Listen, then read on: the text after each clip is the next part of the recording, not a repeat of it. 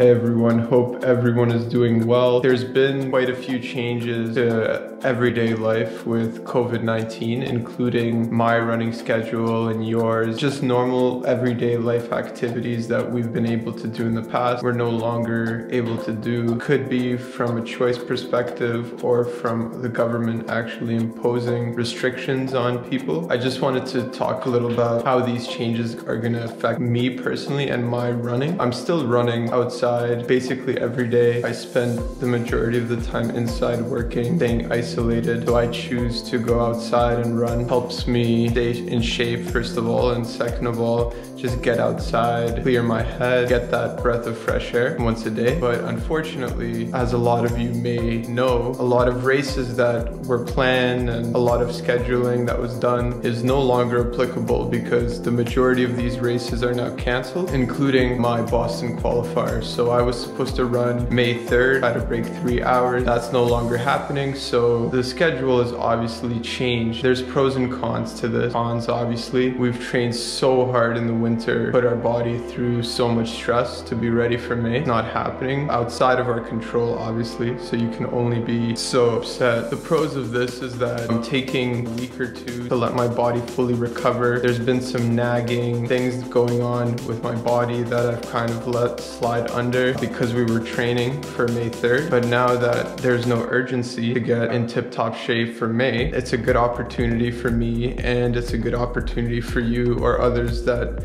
might be training as well to work on your injuries, make sure that your body's healthy, the immune system is high. So I'm gonna just spend the next 2 weeks still running, very low volume, probably maximum I'll hit 50 kilometers per week, and I'm gonna focus on my nagging pain, try to solve them and let my body kind of heal, sleep more, hydrate more, eat more, and just rest. Once this all kind of settles down, target somewhere in the realm of July, August. That's being optimistic. If not, I'm gonna probably target the Scotiabank Marathon in October. So let's just jump right into this. I'm gonna show you a full injury prevention and stretch routine, full body, starting with the feet. The whole body's connected. You wanna make sure to hit all the spots. I'm gonna show you exactly how to do that right now. So if you have a ball like this, you can use it. You can use a lacrosse ball, really anything small and dense. What you're going to want to do is just step on this and do 30 seconds per foot.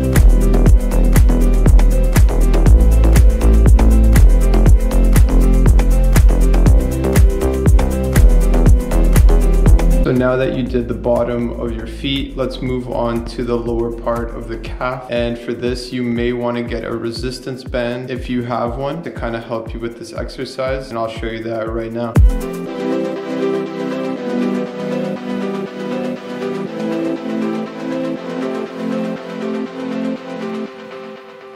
So now that you've done that, let's move on to some calf raises.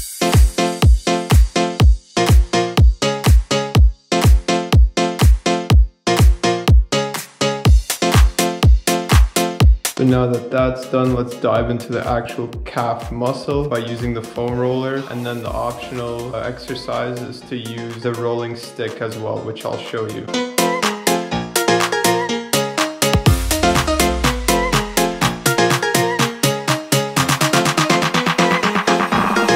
Oh, that's all right.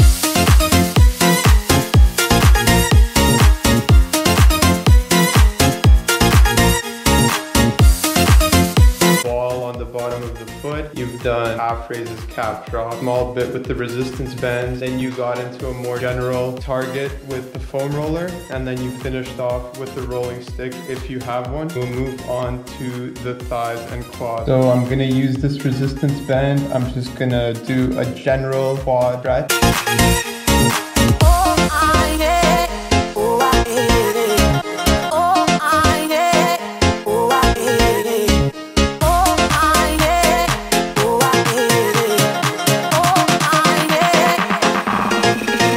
That's all right.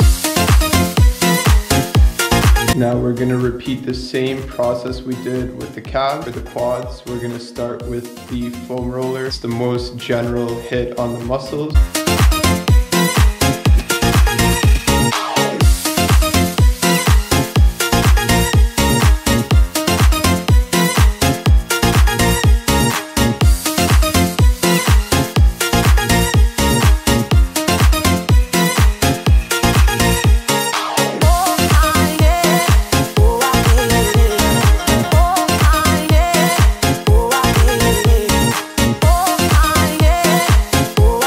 So you've done your feet, the calves, the quad. We'll move on to the hips now. And I have one exercise for that you can do with just a dumbbell. It's gonna strengthen your hips and get them loose. And then we'll move on to the back.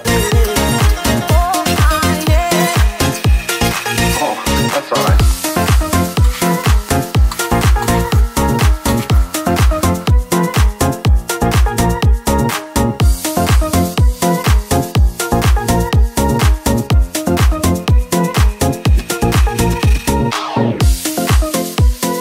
That was essentially the whole routine that I do to keep my body in shape and injury-free, most importantly. And I just want to reiterate, it sucks a lot to have COVID-19 disrupt schedules and ruin plans for so many that have been training so hard, including myself. But I'm a strong believer in the fact that when we come out of this, we're going to be even stronger and we're going to push to our goals even harder. So I'm taking this time, still trying to adjust, obviously, and maintaining shape. We'll focus on the sub-3 once we have clear direction from our respective countries on events moving forward.